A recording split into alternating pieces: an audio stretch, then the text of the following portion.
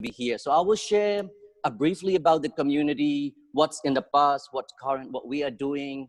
And after that, we'll show you around the synagogue. And after that, maybe we can have the question and answer. So if we, very briefly. So right now, in the whole country of Myanmar, we have only 20 Jews. And the population of the country is 52 million. So you can imagine how small the community is. And I myself represent the 5% of the Jewish population in the country. Can you hear me well, everyone? I can hear you loud and clear. Okay, straight, great. I just want to make sure. So you can imagine how small the community is. But it used to be, as many of you already know, that it used to be a very vibrant Jewish community. And the first Jew that known to be, it's Gabriel Solomon, came from Romania, believed to be, and he was working for one of the king in Burma, King Alampaya. And he came to Rangoon. That time it was called Dagon in 1750. And after that, around in 1850, many Jews came from different countries, but mainly it's from Iraq.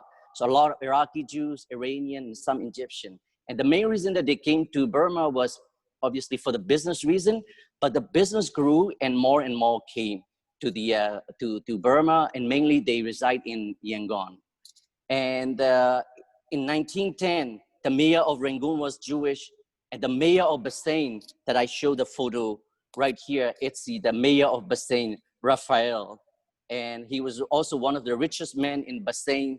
So he used to be in the mayor of Bassein, and then also the one in Rangoon. It's in 1910. And some of the families, many of the family, Ezekiel family, Sofer family, the Sassoon family, the Kaduri family, they were very well known in the community. And then the Sofer family is still right now well known in Rangoon because we have a very beautiful building. I've seen here right on these photos, the Sofer building. It's still called Sofer building. They are right on the main business district in Rangoon. And the Coca-Cola 70 years ago was brought to Rangoon by the Solomon family. So the Jewish community, we have a Jewish school, cemetery, and the restaurant. So everything, it's a perfect, well-organized community. But everything came to end in, we have also Judah Ezekiel. Ezekiel is also one of the famous a Jewish businessman, philanthropic. There was a street name in Burma called Judah Ezekiel because he that time, long time ago, he donated money to the Rangoon municipal. So even after he passed away 35 years, he left the endowment for that street called Judah Ezekiel. So but in 1988, the military took over in 1988, and they changed the name from Judah Ezekiel to now there was something called Thamepew Road. And the Kohen Bandstand, it's one of the prominent in Rangoon, in downtown Rangoon. There was a called Mahabandula Park, and the Kohen Bandstand was there. And the Rangoon Zoo Gate was donated by the Sofer family. And there was a school where the Jewish school used to call it Sandwich Road, York Road. On all of those areas, I used to be called, it's many Burmese call them, it's as the Jew town because many Jews used to live in that area. Even though such a vibrant community, but everything came to end in around 1942 when the Japanese came in. It was not about politics that the Japanese are interested. It's not about religion, that because of the Jews or something like that. So because of the politics, because the Japanese thought the Jew were spying for the British, because the Jews and British, they are very close. They wear the suit, they go to the same club, speak English. So Japanese were paranoid. They thought the Jew were spying for the British. So they closed down the synagogue for 2 months. They searched around, but found nothing. So they reopened the synagogue, but many Jews started fearing, and that's around the time that in 42, 45, many Jews left Burma. And they went after Burma, they went to India, and from India, they went to Israel, US, UK, and Australia. And some returned back after the independence, but the life was different than what they have used to be. So some stick around till 1962, but after 1962, many left. They said there is no life here. So then this is the second wave is in 1962. And some of these photos you were seeing here around, it's in the end of 2018, beginning of 2019, we did a tour called reunion trip. That means people who were born in Burma, left the country, many years. They could not come back to Burma for different reasons. That time, you know, about the politics. So in 2008, end of 2018, we organized a trip called Reunion. It was a very emotional trip. We had about 22 people join. And not only the people that came by themselves, they brought their children, and some of them were grandchildren.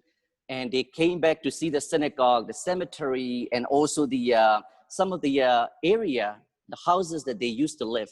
So it was such a beautiful and also emotional trip. And hopefully one day, once the COVID's end, we will be able to do again like that. And then hope all of you and some of you will join to see this beautiful synagogue as well. So even though, as I mentioned, you know, it's only 20 Jews in the whole country, but lately we have some expat community is growing. We have about 50, 60 expat Jews from Israel, from UK, America, so came and live here as well. So that's why, you know, lately since 2011, we have done some Hanukkah event and then all these holiday Chagim as well. So just a little bit about myself. You know, after I finished my high school, my father sent to Israel. I said, I don't want to go to Israel. I just want to be in Burma with my friends. I just finished my school. He said, go to Israel just for 2 weeks or 2 months. If you don't like it, come back. So I ended up staying 2 years in Israel. And after I came back from Israel, my father said, oh, Israel is great, but also you have to study education. So then I was sent to the Yeshiva University in New York. So even for me, it's very difficult, you know, being Jews in a very small community in Rangoon and moving to New York, where almost, you know, a million Jews, and especially also in the Yeshiva University. I was having a one Shabbat here in Rangoon with 5 people, my family. And the next week I was having a Shabbat dinner with 500 young students. We were dancing, praying, and singing all together. So for me, it's even very difficult to see such a big change between 2 cities. So I remember in 2011, I came back to Burma to visit the family. And I told to my father, my late father, that, you know, in 2011, he was still alive. So I told to my father that let's do the Hanukkah and invite, you know, people for the celebration, you know, about 100 people. And he told me, how come? I mean, who will come to our Hanukkah? No one's really know what Hanukkah is in Burma, in Rangoon. I said, let's try to see. We try to invite a few other friends of our community, and then government people, and an embassy. Let's see, maybe some of them might come. So surprisingly enough, the Minister of Religious Affairs show up, embassies, American, UK, Australia's, and many other, they show up, and friends from the community show up. So it was a wonderful, the first ever Hanukkah in 2011, after the things a little bit changes in the country. Because before 2011, we would not be able to do because of the military government and all the restrictions, etc. So in 2011, that was a wonderful event that we had about 120 people at that time. Since then, we've been doing this Hanukkah event at the synagogue, at the hotel. And last year, I mean, in 2019, we had about almost 250 people show up. So this is a very beautiful, and also for Rosh Hashanah and Yom Kippur, we try to do within the community, and also we try to do some event. We were hosting some event about the Israel at the synagogue. We were able to meet. There was Aung San Suu Kyi. Some of you probably know the leader of the you know, from the government. So she invite us, all the community, every year to talk about the different religion. We have a Pope came. You know, we were able to meet as a community. So even though it's a small community, what I would like to say, it's a vibrant community still now. We're trying to do what we could do to make a Jewish spirit alive in the country.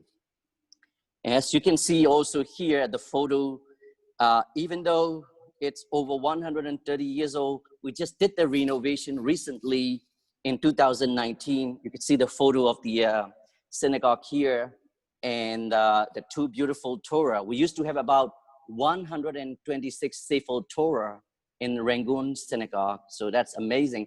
But right now we still have two Sefer Torah here. And in 2016, the synagogue, the building was recognized by the government of Myanmar, the government of Rangoon, as the heritage building. So we had the minister came and the cutting a ribbon, etc. We all should be very proud. The synagogue ranked number 3 on the TripAdvisor out of 154 attractions in Rangoon. So we all should be very proud. And I would say this all credit go to my father, my late father, because he's the reason here. You know, every day when he was alive, every day, because I was spending most of my time in the US, but for him, every day he was sitting at the synagogue, rain or sun, waiting for the visitor. Sometimes, some days he came home, looked very tired. And my mom asked, "So why are you so tired today?" I said, "Oh, today is a very busy day for me. I have 5 visitors."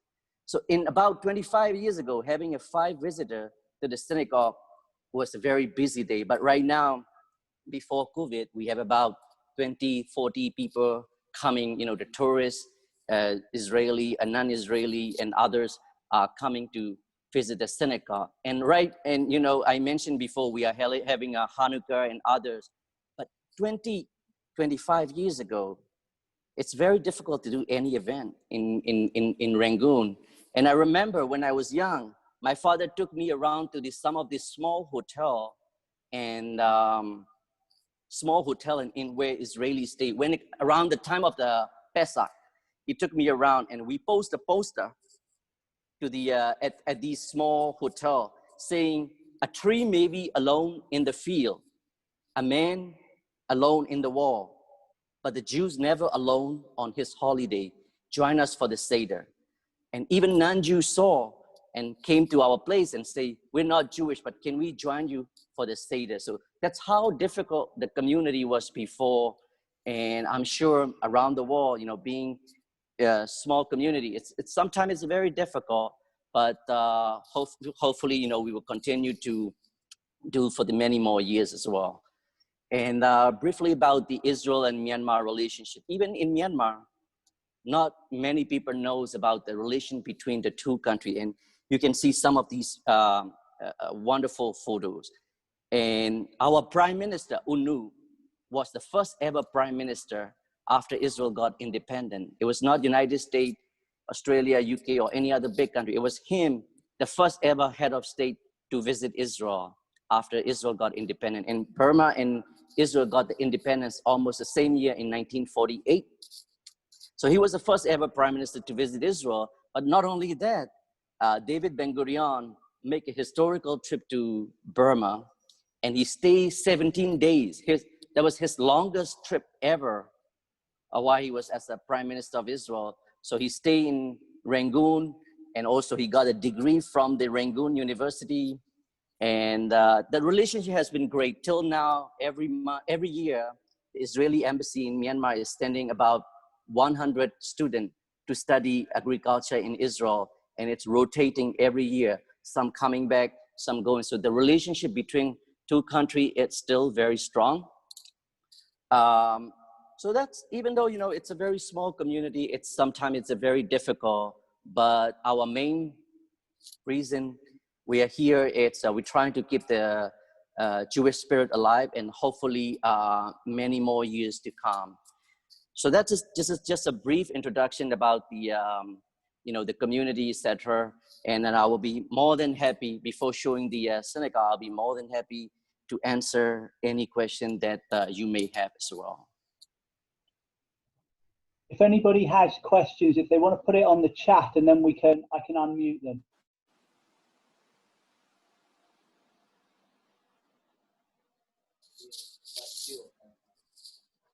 You can either just write Q that you want to ask a question.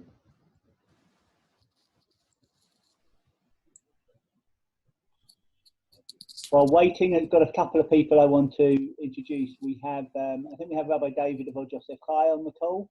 We have Zaki Cooper of the British Jewish organisation. Can't remember exactly what you're called.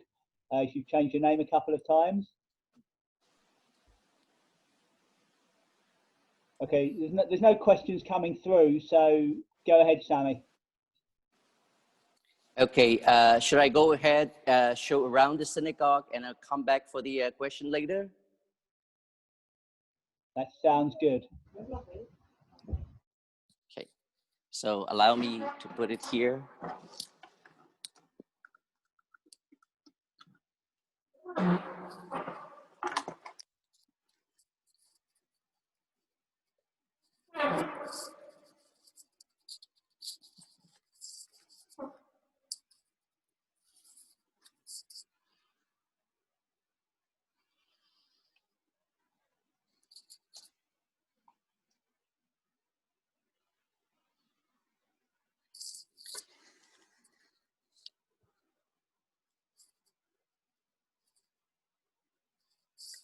Okay, can you all see me? See the synagogue? Not yet.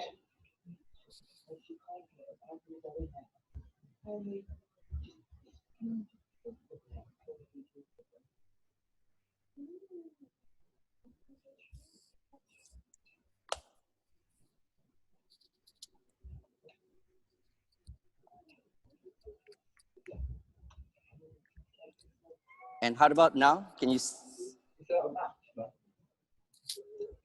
Oh, sorry.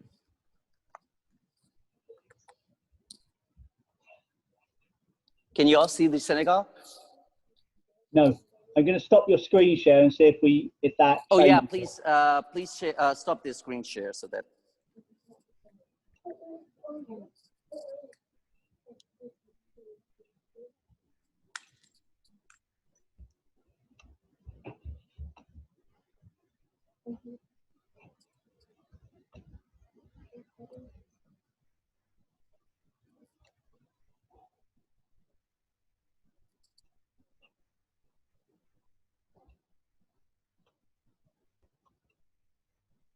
And I will be coming back to you for all the questions. Allow you to do it, Sammy.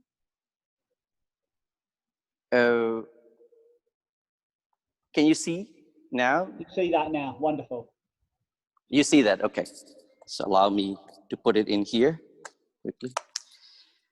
So this is the just the entrance of the synagogue, and someone was asking a question about how large the community was before.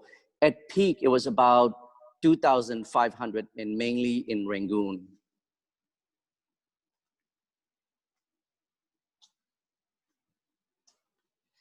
And I've shown you also a slide before. So in here at the one corner, we put the some of the historical photo of relationship between Burma and Israel as well. And also, if you would like, I'll be more than happy to send to Scott, and Scott can share to others as well the presentation, some of these photos as well. And this is also another one of the wonderful photos. Ben Gurion was lighting a Hanukkah candle in Rangoon here as well with a lot of children. It was about in 1959, I believe. And this is the Almost Englishman. Also, someone mentioned Ruth Sania, the book about the Baghdadi Jews in British Burma as well.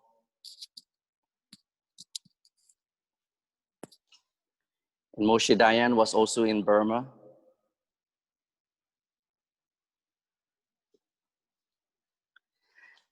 And one of the amazing features about the synagogue is the seating. I'm not sure if you can see. These seatings are all original. We haven't changed it.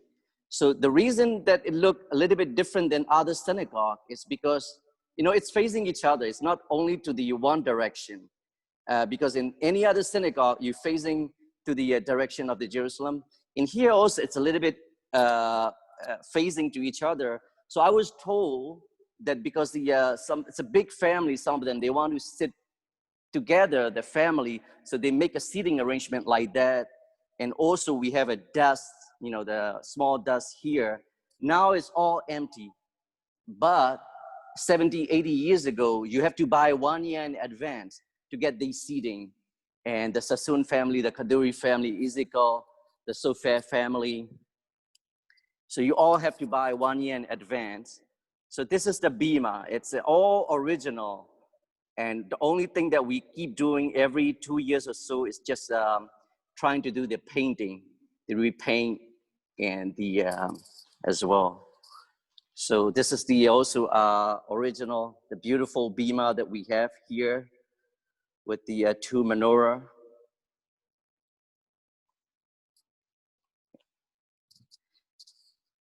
So it's a 3-story building. And as you can see, we have upstairs here, and obviously, women to be upstairs, men downstairs, but now it's a very, very difficult. So this is the Hanukkah. Every year we light here since 2011. It's a beautiful wooden handmade Hanukkah, and it's a very big one. And so every year we invite the leaders and then others lighting a Hanukkah as well.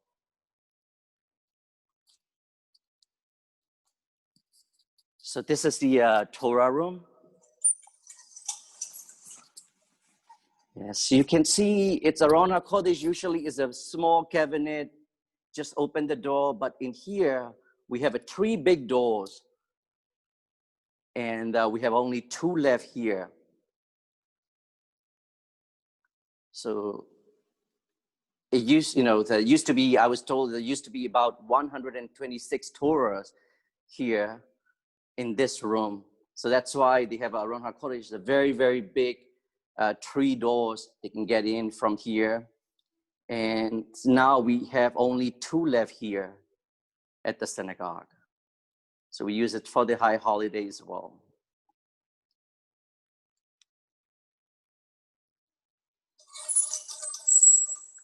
And from here, you can see the whole view of the synagogue. It's 500 people can sit easily. We have a seating upstairs and here also a downstairs as well. And just show you around.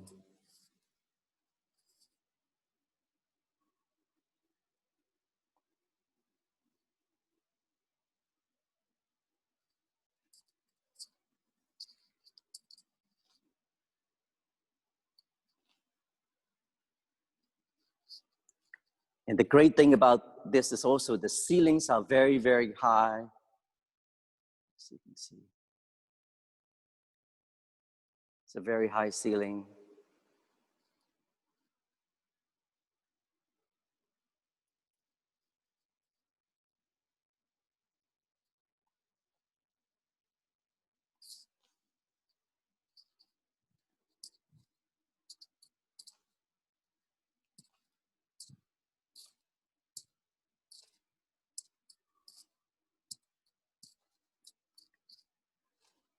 Anything that you would like to see that I could show, please do let me know.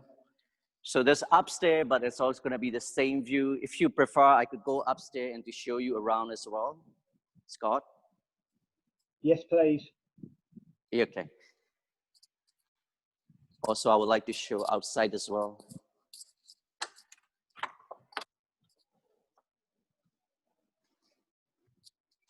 So this is the, I don't know if you can see the main gate. This is the main gate here. We have a sign, the Shalom.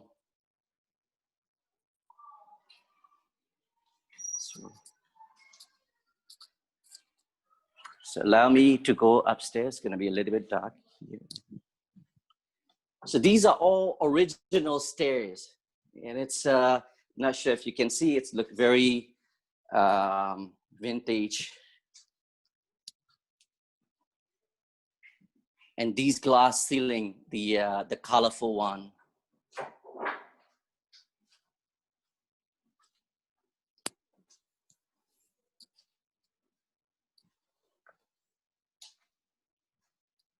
So woman, this is a women's section.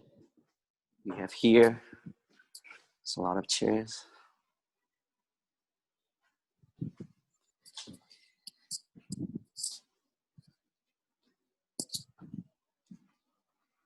And from here, you can see the whole view of the synagogue.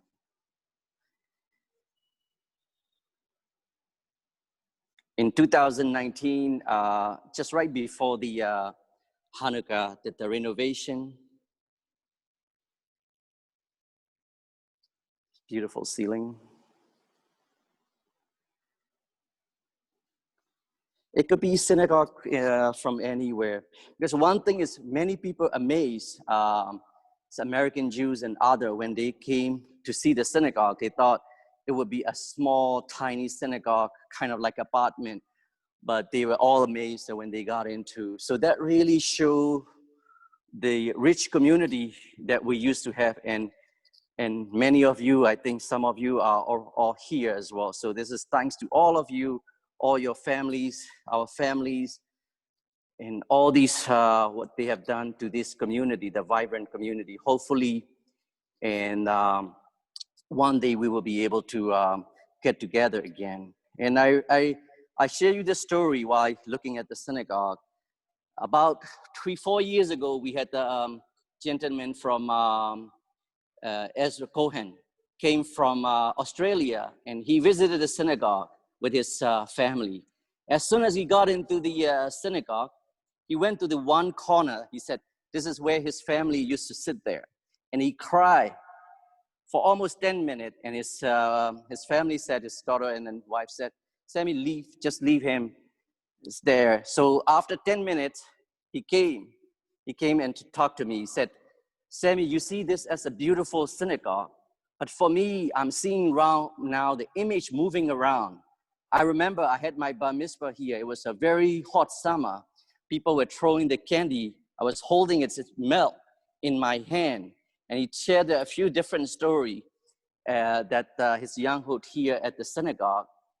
And then after that, he said, I remember one fine Sunday, my father took me and my sister to the synagogue, and he told us to look around, We are leaving Burma. We are leaving Burma soon. And if you ever have a chance to come back to this country, there may not be synagogue at all. And he said, the reason that I'm crying here today, I came back here after 40 years, over 40 years, and then synagogue is still standing today. So that's a wonderful, I mean, it's really moving that no matter how many years, we're still here, still keeping the spirit alive. And this is thanks to all of you, some of you here, the Burmese-born descendant. So hopefully we may keep this tradition alive for many more years. So let me go back down to the,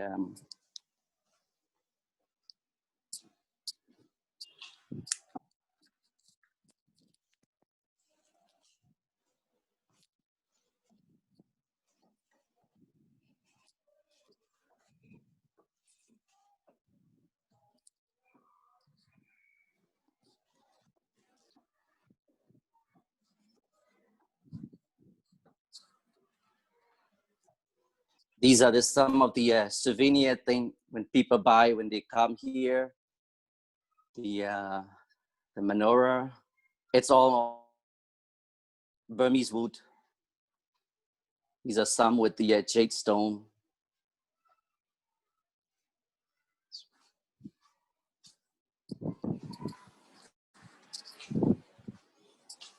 So we're coming back into the downstairs, the synagogue. So please let me know if any question. I'll be more than happy to answer it.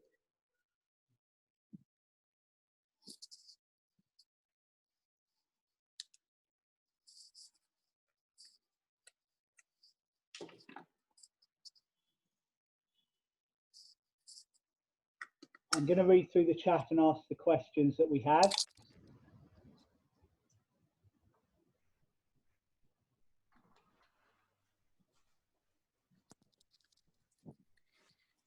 Yes. I see Flora's.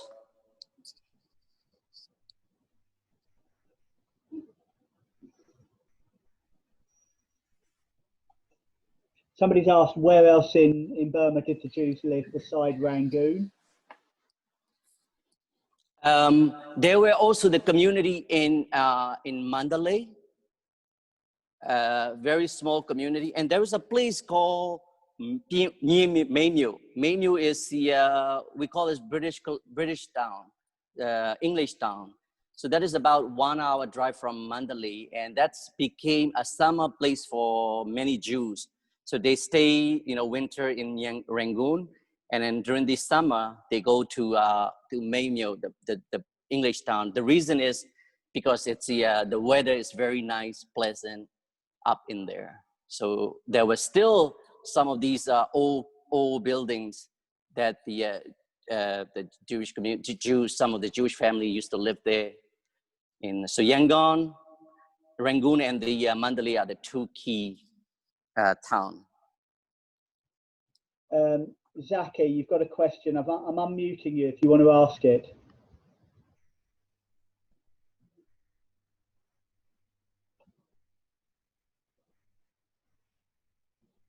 I've seen here Flores.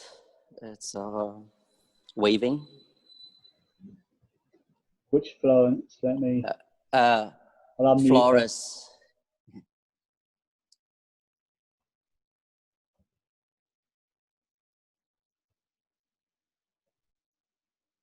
I see wonderful, some of the Sima Shamash.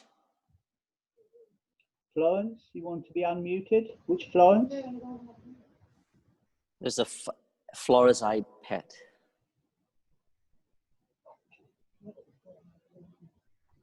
I didn't see it. I see it, got it, okay. Unmuting you, yeah. Flora, you're unmuted. Okay, thank you so much. Thank you, that was fascinating. Thank you so much. Can you hear me? I'd like to ask you a question. We can hear you well. Name Mashmia Yeshua. My father always told me that his family helped find it or whatever. Zichron Levacha is no longer alive.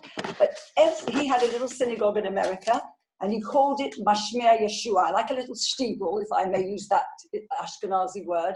And in all his sifra, Sfarim he gave us, in the Sidurim, in the Machzorim, he wrote in memory of the Mashmia Yeshua synagogue. So I grew up with this. Now, does the word mean matzmiach? And we Sephardim, with our accents, call it mashmia. Is it the word matzmiach from, salvation spreading forth? I want to know the meaning of the word. Yeah, I was told also, matzmiah, it's a salvation or blossom. So, there was also these words are included in the some of the Sidurim as well, the Matzmiah, Yeshua. So I think these are the words, but yeah. So it's Matzmiach in modern Hebrew. Yeah. Sema, from shouting forth, like the Mashiach. Oh, thank you. That's what I thought. Salvation. That's I was told also from many people as well. Thank you very, very much. But can you tell us who founded the synagogue?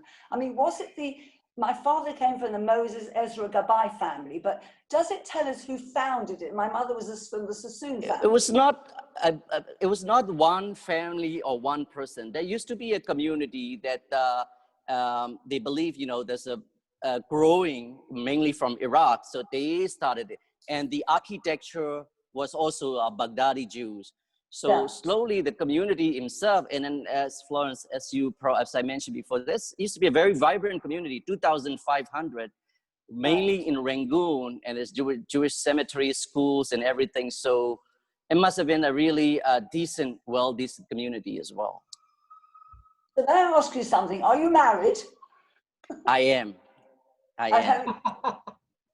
To live, please God, here in yes.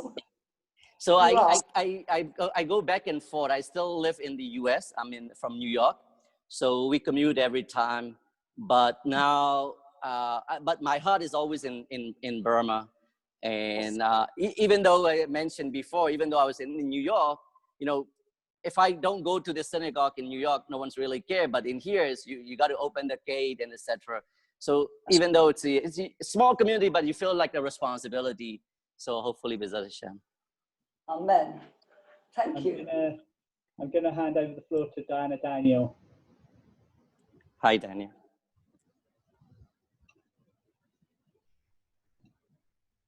Unmute yourself, Diana.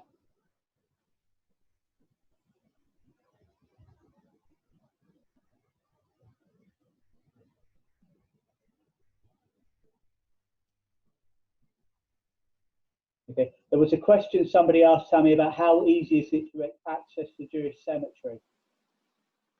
How easy to get access? Yeah.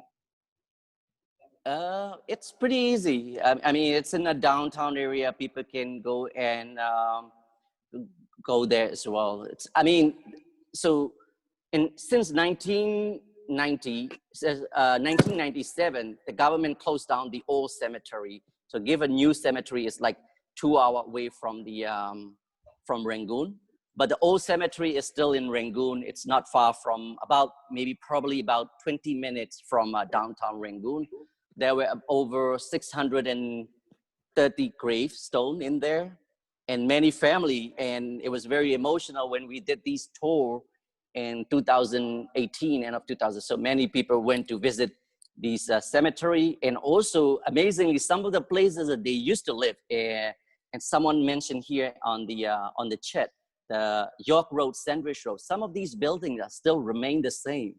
So one of the family, the Joseph family, came and they went to see the place, and then these Burmese family led her inside, to go around to see their house, and she remembered many things, and some of them are still remain the same. So it was fascinating to see that some of these things are still exactly the same as 70 years ago or more. I have had somebody ask me if services are still take place on, and if so, how often? So usually for the Chagim, mainly for the Rosh Hashanah and the Yom Kippur, we have a visiting rabbi. So we have the visiting rabbi from States, and then Australia came. And so that time we have about 40, 50 people. The majorities are the expat community, as mentioned before. There was a little bit, and also Israeli embassy. It's a very, very, it's like a family, because the community is so small. So the ambassador, us, our family ambassador, and then these expat community, it's like a family. So we do that as well. David Judah, you wanted to ask a question. Go ahead. Thanks, Scott. David hi, Sammy. here? Oh, yeah. My God. David, very good to see you. And you, Sammy. It was 10 years ago that you organized our trip.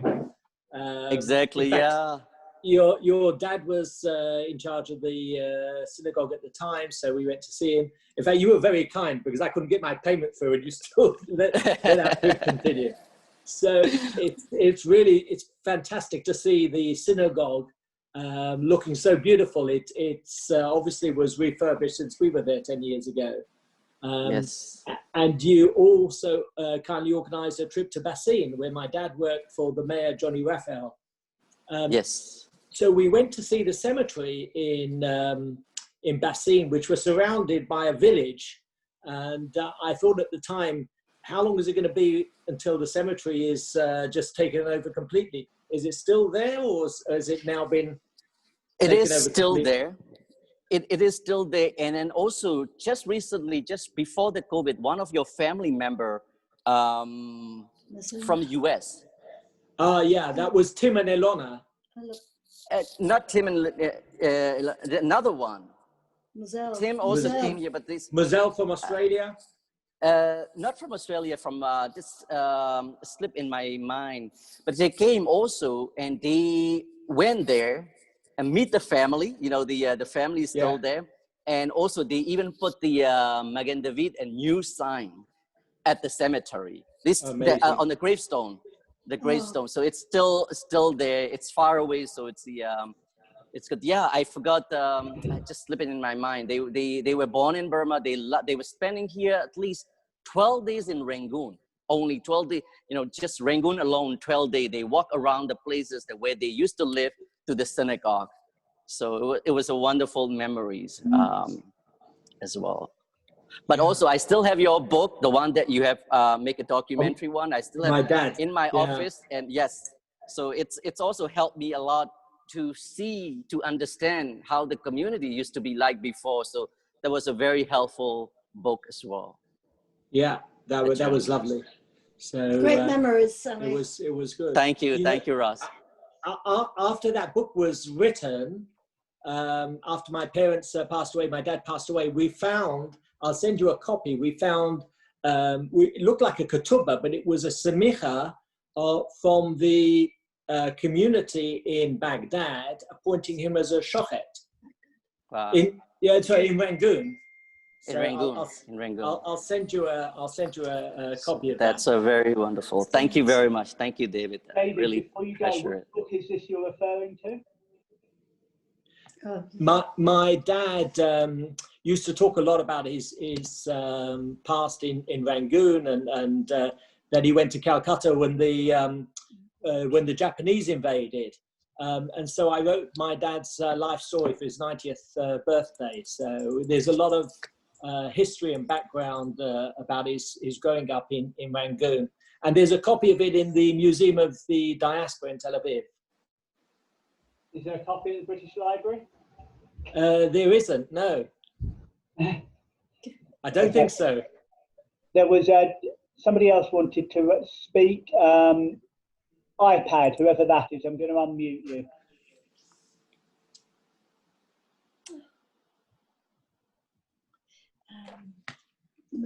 It's Simon Saul. It was Simon Saul who visited. Yes. Yes. iPad, do you want to speak? My cousin Mazelle in Australia is listening. She just reminded me. She was also here, part of the trip as well. Yeah. Very great to We'd see love you, to come David and back. Ross. Yes, I've many had changes also since you Right. came. I've had somebody send me a question about whether it's possible to find kosher food in Rangoon if they were to visit. So there's no kosher food here, but I just recently in 2017 I opened the Mediterranean restaurant, but it's not the pure kosher food. But we have a different section of the vegetarian one. So only vegetarian that we can have, and then plus some salmon fish or the fish. So whenever we have, also we hosted some of the kosher group from United States. So whenever we had that, they bring the food from Hong Kong or other countries, and we had we walk with the hotel, the Shangri-La Hotel, Pullman Hotel.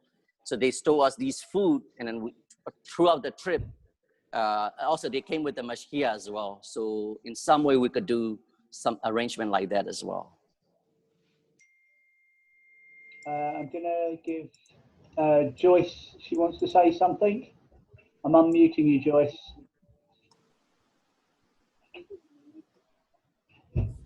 Hi, Sammy. Can you tell us? Hello? Hi. Yes. Can you tell us? We heard that the Japanese looked after the Sefer Torahs. There was a problem, and the Japanese looked after the Sefer Torahs for the synagogue. Is that true?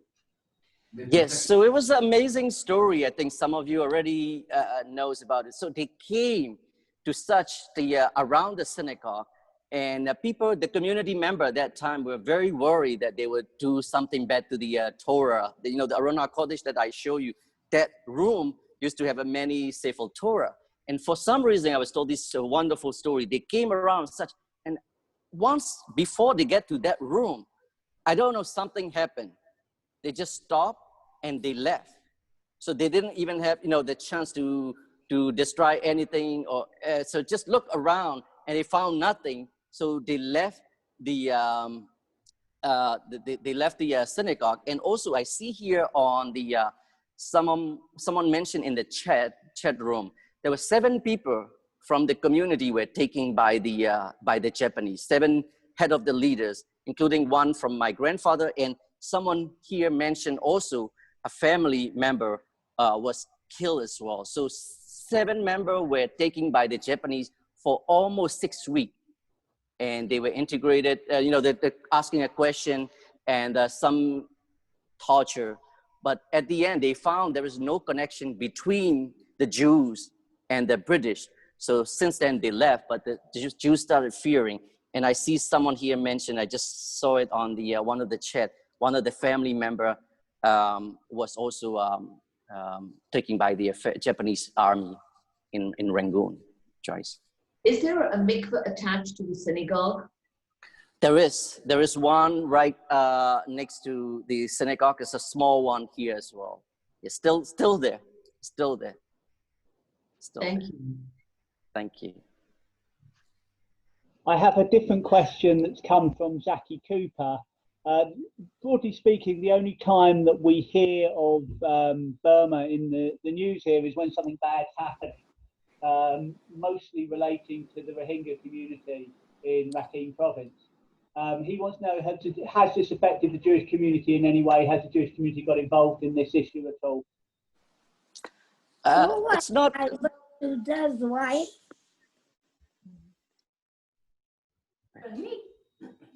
Sima Fall. So yeah, I mean, this issue has been it's a very difficult for all of us. It's very disturbing.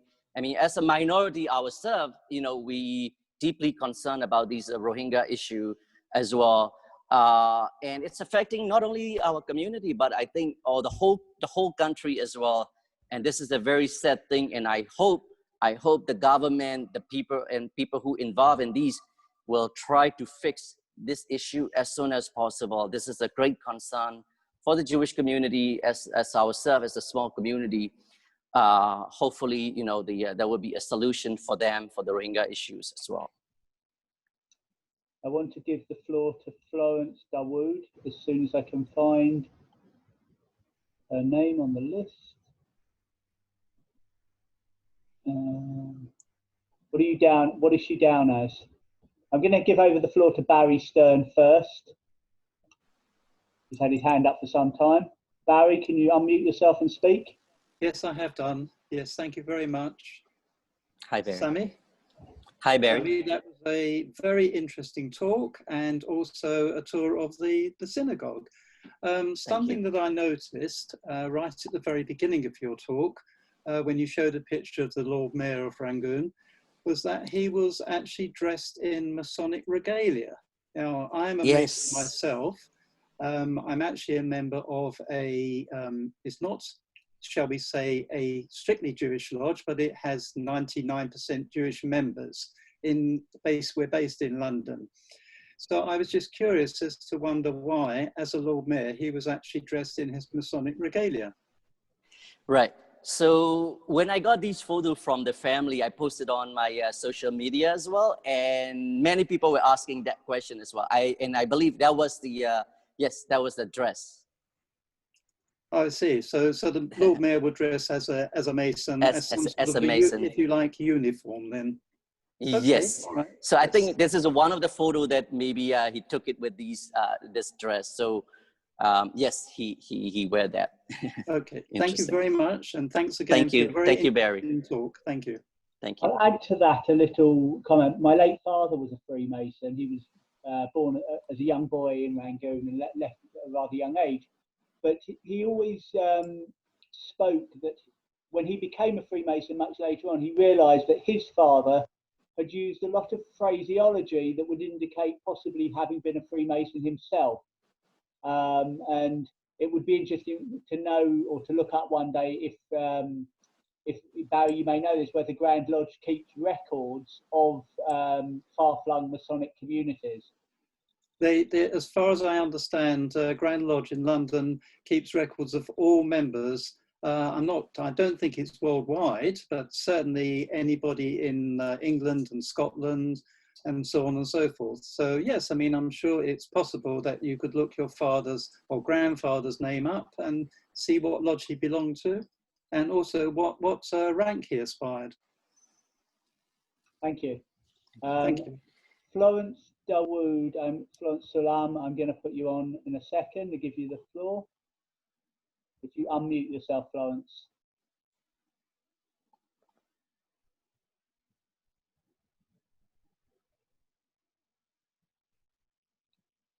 No, okay. Who is iPad? I'm going to unmute you as well. So if either of you wish to ask your question, go ahead. Whilst waiting to do that, there's somebody I saw who's on the call who is an interesting individual to anyone interested in the community of Rangoon. Okay. Auntie Seema. Go ahead, Florence. Auntie Seema. Can you now speak about your father? Yeah. So tell them about your father. Auntie Seema, tell them about your father. My father was the shamash of the synagogue, and he Yes. was killed by the Japanese. Tell them Yes. how he was murdered. I don't know how. You remember they took him upside down, they made him drunk. Oh, no, I You don't remember? They turned him upside down and they poured boiling water in his. Oh my God. You remember? Torture. No, nobody told me all this. Yeah, you know? you used to tell us. No, she doesn't remember now. But he was tortured by the Japanese. Yes. Tortured. Absolutely. So that's probably the one family, you know, the member that I was mentioning before, Florence. But yeah. Yeah. Right. Joseph Ezekiel. Okay, Auntie. Thank you. Thank you. Thank you. Thank you. And also, I just want to add also one thing is, sorry, unmute. Albert So- and Florence Jude. One thing I would like to point out is we have at the synagogue, we have these original birth registry. So one thing that people has been asking is they want like to know their father, their grandfather, the date of birth, etc. So please feel free to send me an email if you need any of your family member registry. And we have a mainly it's a birth registry, but we have very few some marriage registry as well. So please feel free to send me an email. I will send my email on the chat. So if you would like to know your family, so that's been, you know, we've been sending out a lot. So these people asking from US, mainly from UK. So please feel free to do so anytime. If anybody does have any interest in family history, you can also speak. I'm going to take the liberty of giving his name out. Shmuel Yosef, who is on this call. Apologies for not inviting you personally, Shmuel, but somebody must have invited you that you've arrived. If you want to take the floor, Shmuel, I'm going to unmute you.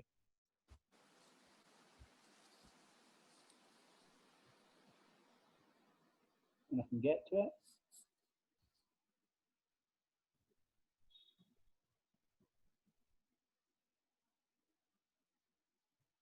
String it around. I got a copy, I can send it. It's in English. I also have copies of the English and death registries, but that's in Hebrew. The originals of the Hebrew are in the Hebrew University, and there's also a copy in the Babylonian Heritage Center. I'm quite familiar with Hebrew.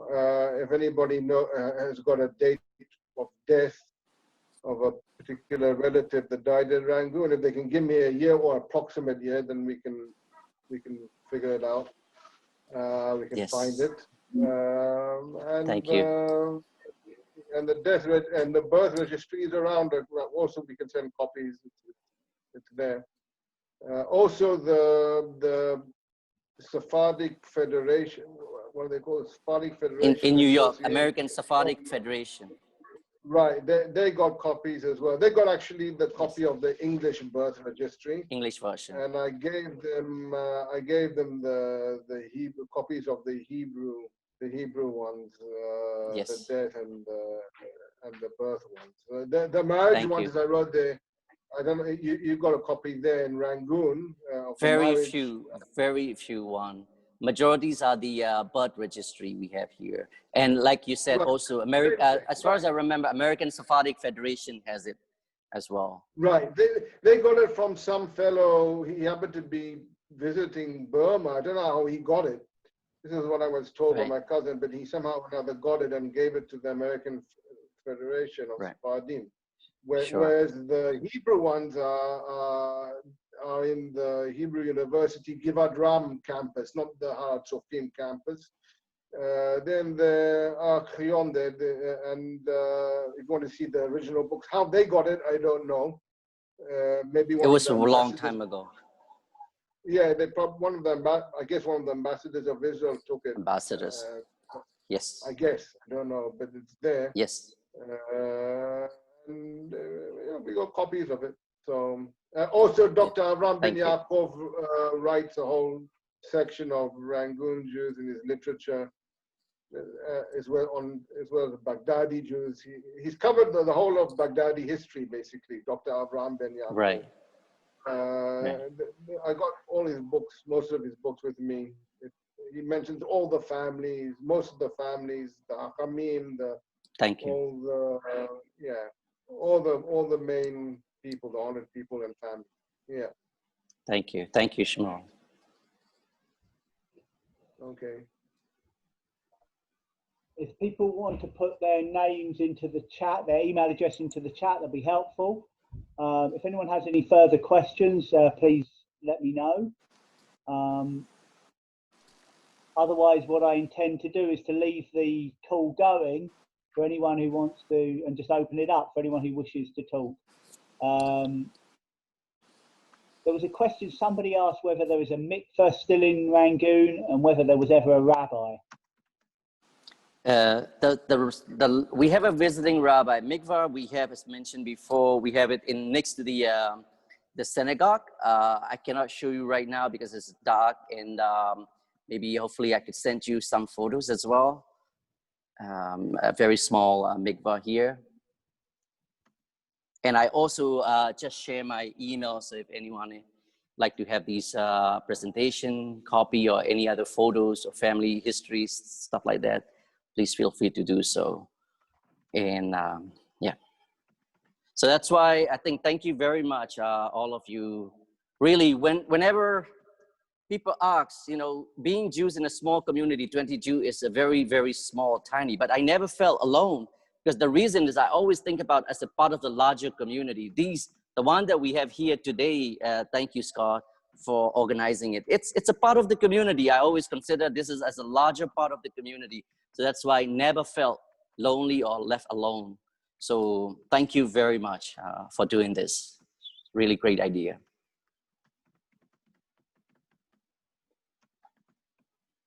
Simcha Hecht, I'm going to give you the floor.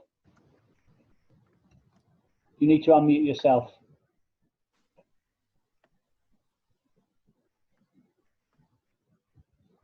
Hello. Hi. Can you take this into another room? Hi, I was born in Burma, and my father had to give chalitza to his sister-in-law because his brother passed away in a car accident without children. And I'm wondering if there are letters from the Bet Din in Baghdad to the shul in Rangoon, that they would have the responsa, if we would be able to see copies of that. Hello,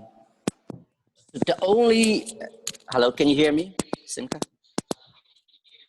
So the only, right now, I mean, the only record that we have are mainly a birth registry and some photo.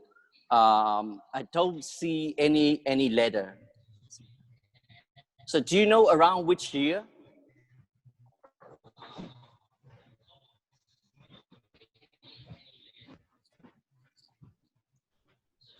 I think we lost you.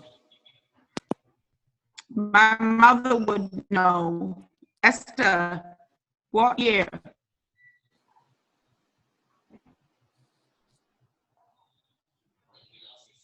No, my mother would know. Wait, you don't know? Okay.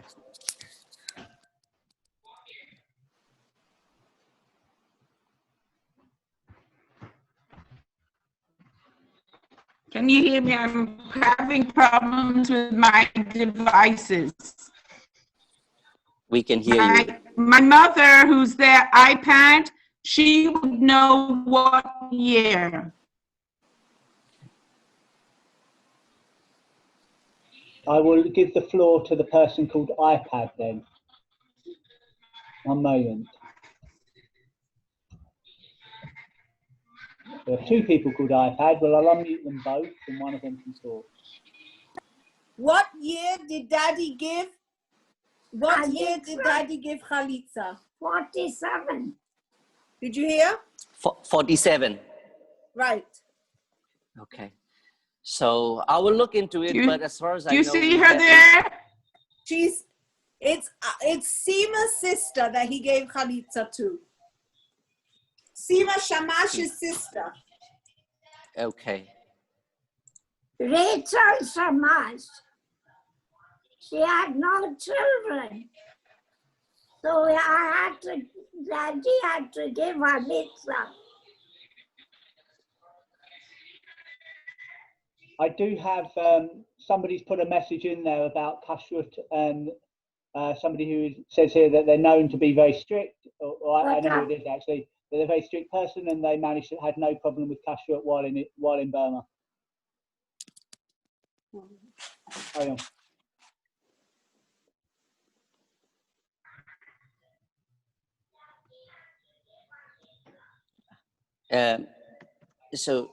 Scott, what was the question? It's about the kashrut? Oh, I was answering somebody else's question about kashrut. Oh. That Sally has put down that, Sally from Australia, I take it, has put down that when she was in Burma, she had no problem, and she feels that she is very strict, and if it's true, I think it is, she is indeed. Yes, that's correct. Sally, good to see you. And Mozelle also, I see here as well. Mozelle from Australia. So it's so wonderful to see all of you. Okay, I would like to say thank you so much, Sammy, for this wonderful tour, and for the speech you've given. Very enlightening, certainly to myself, and I'm sure to a lot of the people looking at the faces on there, that we had at one point, I think nearly 100 different people on the call. I'm going to unmute everyone. If everyone wants to, say thank you to Sammy, and then I'll leave the call going for anyone who wants to chat to each other. I'm stopping my recording at this point. Thank you, Scott. So everyone's unmuted. If you want to talk, go ahead. Thank you so much for enlightening me